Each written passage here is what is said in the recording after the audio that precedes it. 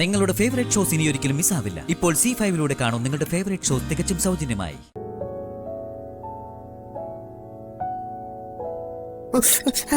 അയ്യോ, നല്ല ചൂട്. നല്ല ചൂടുണ്ടായിരുന്നോ? ആവശ്യത്തിന്. അതിനാണ് ബഹളം കൂട്ടിയത്. ചൂടുണ്ട്. അപ്പൊ തണുപ്പിച്ച് തന്നാ മതിയോ? തണുത്താ സൂപ്പ് കുടിക്കാൻ ഒരു ടേസ്റ്റും ഉണ്ടാവില്ല. തണുക്കണ്ട, ഇത് മതി. ഞാൻ കുടിച്ചോട്ടെ. അത് ദേവികെ സൂക്ഷിച്ചു വേണം. ചൂടുള്ള സൂപ്പാ. സിദ്ധുവിന്റെ ദേഹത്ത് വീണാ പൊള്ളും. ഏയ്, അതൊന്നും ഉണ്ടാവില്ല മാഡം. കുട്ടന്റെ ദേഹത്ത് വീഴാതെ ഞാൻ നോക്കിക്കോളാം. ഒരു പണി കൊടുത്താലോ? സൂപ്പ് സിദ്ധുവേട്ടന്റെ ദേഹത്ത് വീണ ജാനകിയമ്മയും മുത്തശ്ശിയും കൂടെ ഇന്ന് ഇവിടെ കൊല്ലും.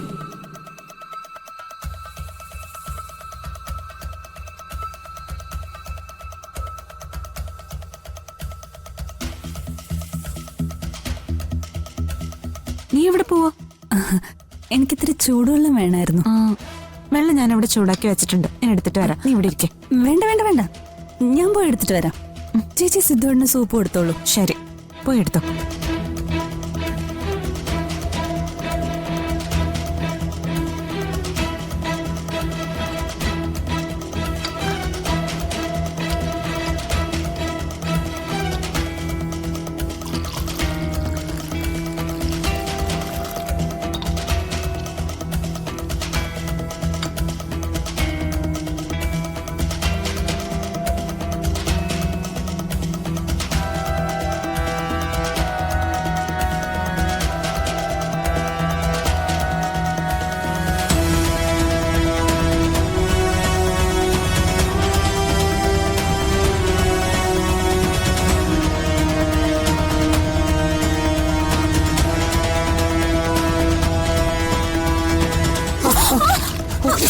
അയ്യോ,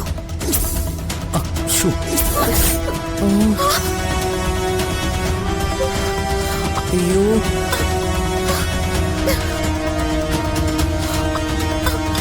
എവിടെ നോക്കട്ടെ മോളെ. ഒത്തിരി പൊള്ളിയോ? സിദ്ധുവേട്ടന്റെ കൈ പൊള്ളിയോ? എവിടെ നോക്കട്ടെ. ഇല്ല, കുഴപ്പമില്ല. ഭാഗ്യം, സിദ്ധുവിനൊന്നും പറ്റിയില്ല. വാ മോളെ, കൈ കഴുകാം. വാ, എണീക്ക്.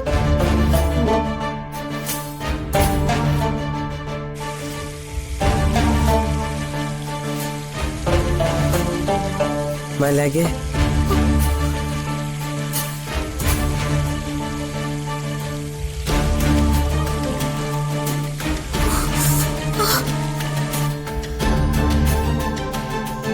നന്നായിട്ട് ചുമന്നിട്ടുണ്ടല്ലോ. എന്താ എന്താ ഇവിടെ ഒരു ബഹളം കേട്ടല്ലോ? എന്താ സംഭവിച്ചത്? സിദ്ധുവേട്ടന്റെ ദേഹത്ത് സൂപ്പ് വീണതാ മുത്തശ്ശി. സൂപ്പ് വീണെന്നോ? എങ്ങനെയാ? ദേവികേച്ചി സിദ്ധുവേട്ടന് സൂപ്പ് കൊടുക്കുമായിരുന്നു. അന്നേരം എങ്ങനെ ദേവികേച്ചിയുടെ കയ്യിന്ന് സൂപ്പ് സിദ്ധുവേട്ടന്റെ കയ്യിൽ വീണു.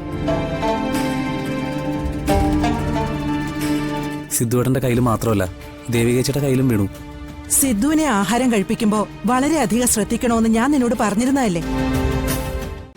ഡൗൺലോഡ് ചെയ്യൂ C5 ആപ്പ്. കാണൂ എല്ലാ എപ്പിസോഡുകളും സൗജന്യമായി.